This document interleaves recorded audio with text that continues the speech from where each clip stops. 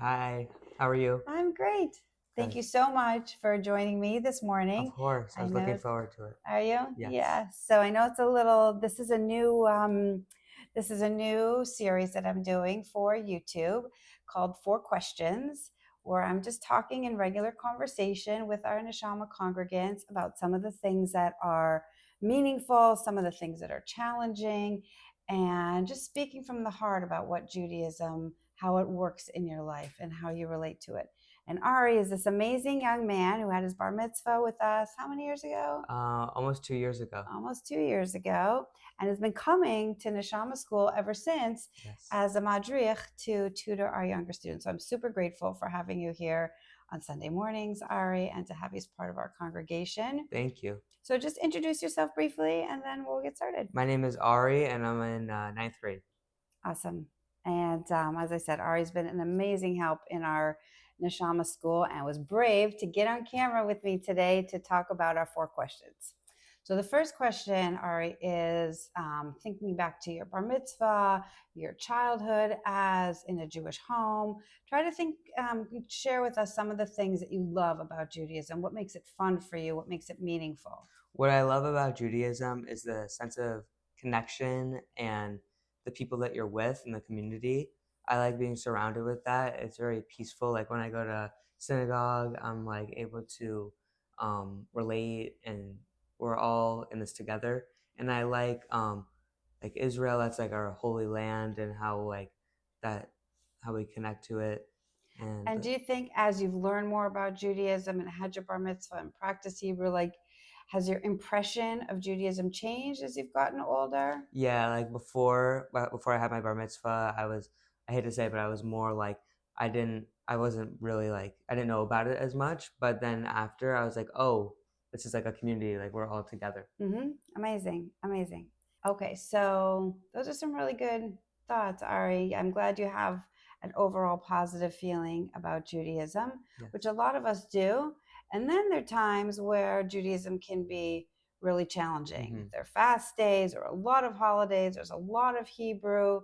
We were talking just a few minutes ago about how some of the things from our history, or certainly from the Torah, we're not really sure. Are those factually true, or are they just legends?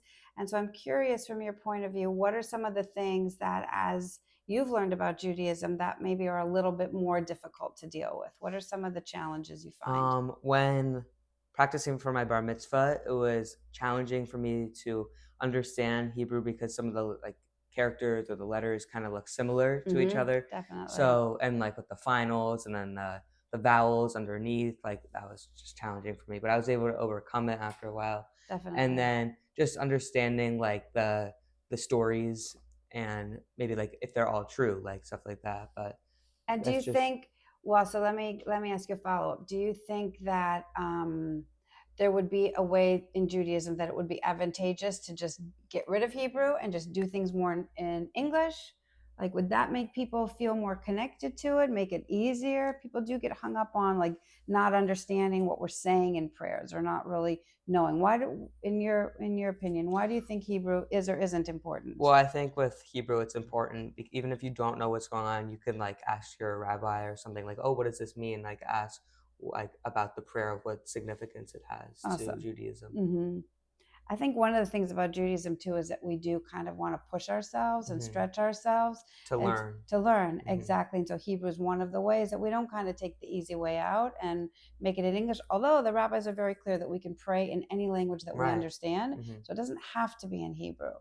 But for me, at least, I do think there's something really beautiful about connecting to our, like you said, to our community, to our ancient culture. And guess what? If we're in Italy, we might not speak Italian, Right. but if we're in synagogue, guess what they're speaking?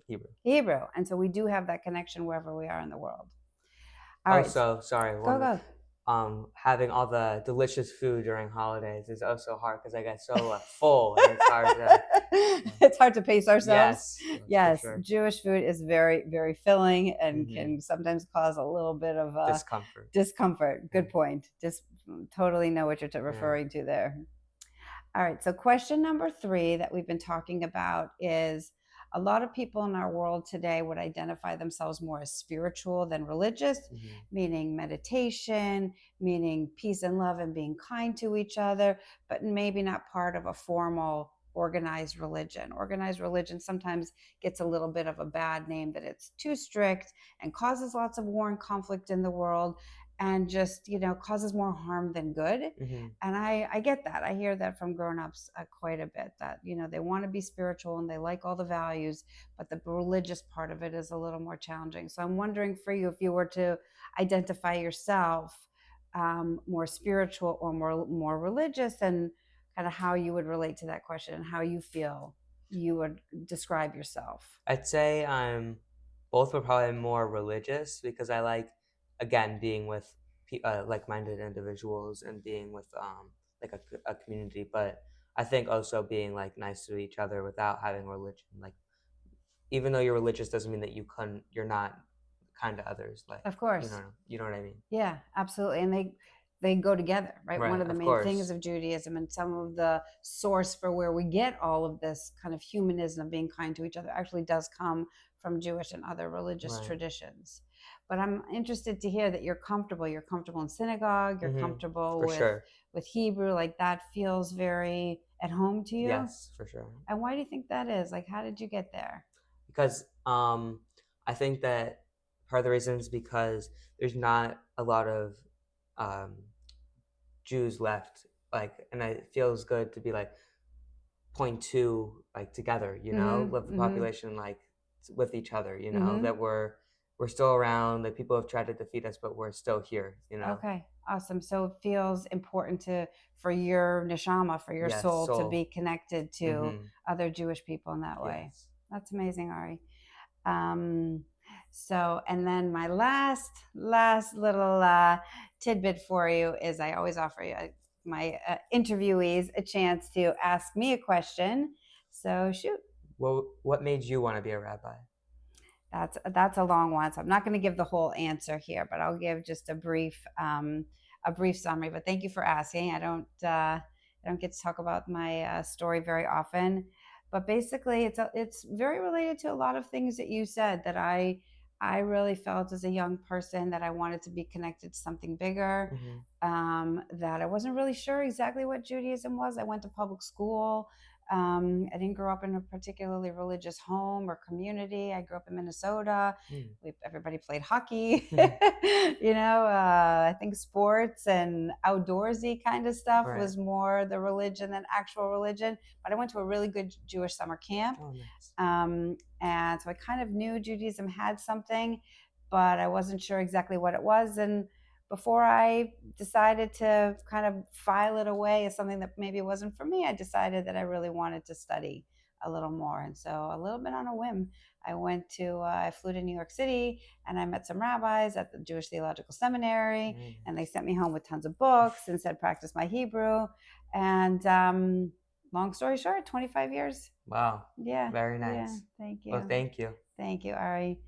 All right, should we give any good wishes?